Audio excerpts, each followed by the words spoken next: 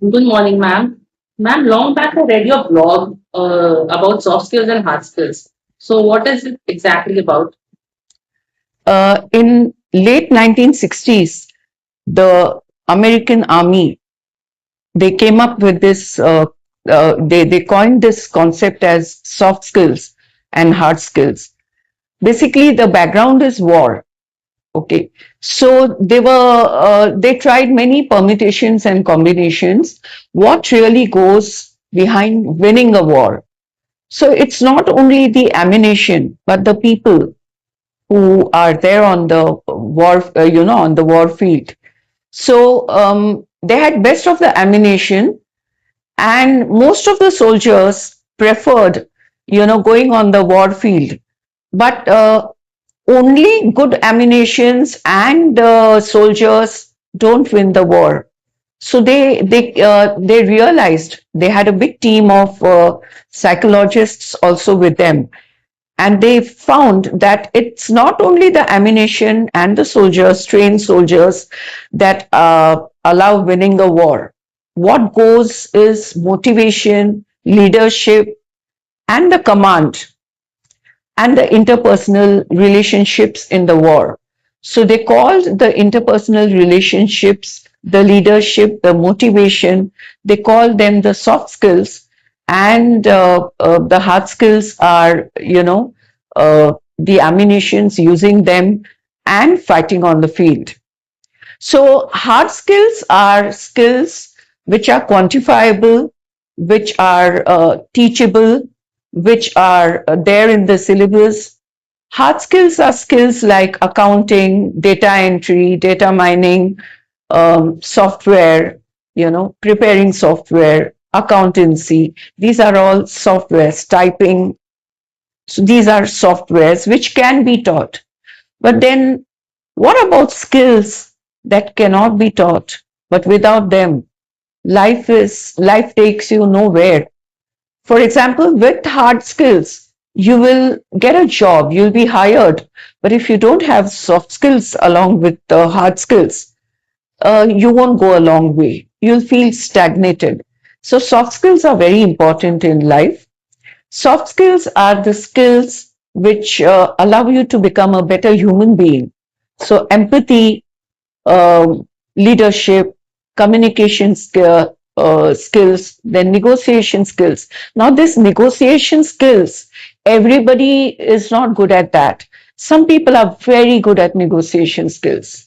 And for negotiation skills, you really need to keep your head on your brain and go with the flow and understand what the opposite person, the what is the opposite person really trying to negotiate, and match you what you want with that person's demands, with that person's wants. So negotiation skill, we unknowingly also we go on negotiating whole day in our life. For example, I want to sit on a particular chair. So how do I negotiate with my colleague? Even she likes the same chair. So I have to sit with her, try to negotiate, tell her, allow me to sit for a while. That chair motivates me. That chair is a very lucky chair. Okay, so then the most important negotiation skill is when you search for a spouse in your life. Now, everybody wants a spouse who's very good looking, very intelligent, multitasker, singer, a good player, a tennis player. We have uh, so many things we try to search in one person, but God has not prepared, or God has not made a person the way you want somebody in your life. So here comes negotiation skills, and here comes the maturity. Now, what has maturity got to do with soft skills? A lot. Okay, your hard skills teach you to become a specialist in some field, whereas the soft skills teach you or make you more matured, more seasoned, because you have to interconnect with so many people in life. There's a lot of interdependency. We can't do everything sole-handedly. So we need people around us. And that interpersonal relationship is most important. And that's what comes from soft skills. So let me give you a fantastic example. I'm a big fan of Devanand, actor Devanand. Do you know, Gitika, that Devanand was fantastic in his communication skills. He used to express so well through his eyes. Of course, a very handsome man. He had a great screen presence. But Devanand was so charismatic and he had such good, he had a great amount of empathy. He used to love his fans. He used to give them time.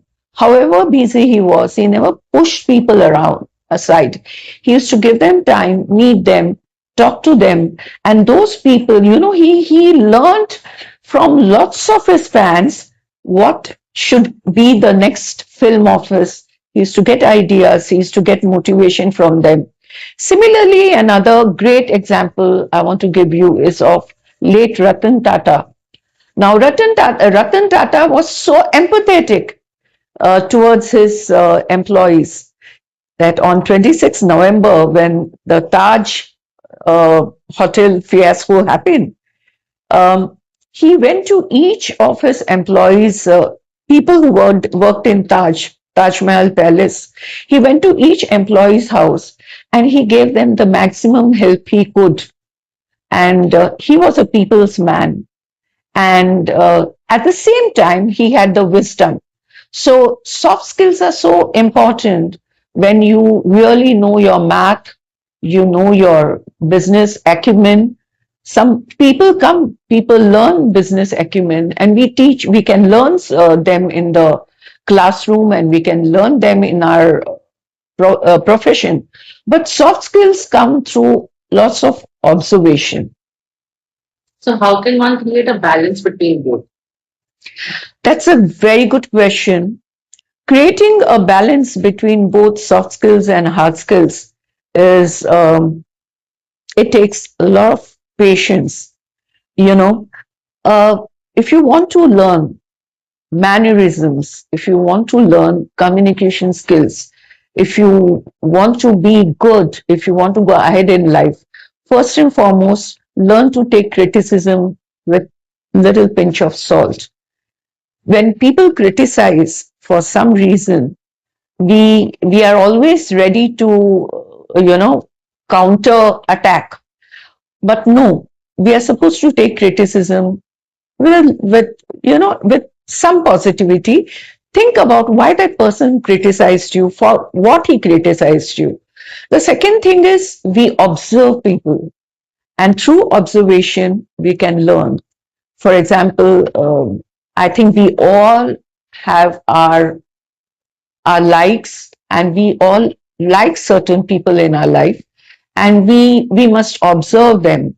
And through observation, we learn a lot. Communication skills. It's not what fluency you have on the language you're speaking in, whether it's French, whether it's German, whether it's Marathi, whether it's Hindi, English. The fluency is not important. In my opinion, what really is important, how clear you can talk, how clearly you can put your ideas across the other people, the other person. If you're addressing a group of people, there are about 10-15 people in the group, how you will sell your idea, how you command over the 10-15 people that are listening to you in a group. So that's the second thing. And the third skill, the third way to learn soft skills is start talking, start looking in mirror, start talking about your ideas. If you're going for a meeting, see how you're dressed. What's your confidence on the day? How cheerful you are. A smile makes a person look much better. And that smile is something that comes from within. So, Gitika, soft skills come from within to a great extent. And all throughout our life, we are learners. So we can learn soft skills. Balancing soft skills and hard skills are very important in life for growing ahead. Till we die, we are learners. So we can learn hard skills. Now AI is there. All of us have to learn AI. A lady of my age, my generation, even I understand I have to learn AI. And of course, with AI, one thing, Gitika, AI does not have, emotions. It's emotionless. So I think people with empathy, people with emotions, people with communication skills, people with leadership quality, people with, you know, playing in the team, a good team player, they will go ahead of AI. Thanks a lot. Ma'am, so where can people read about soft skills and hard skills on your blog? Um, People will have to visit my blog www.vidyahatangadi.com, and the link will come below this recording. I want people to visit my blog for learning on variety of topics which I have written so far. My blog is 14 years old. So there are so many topics, and I will be taking one by one some good topics which people will enjoy. Thank you very much.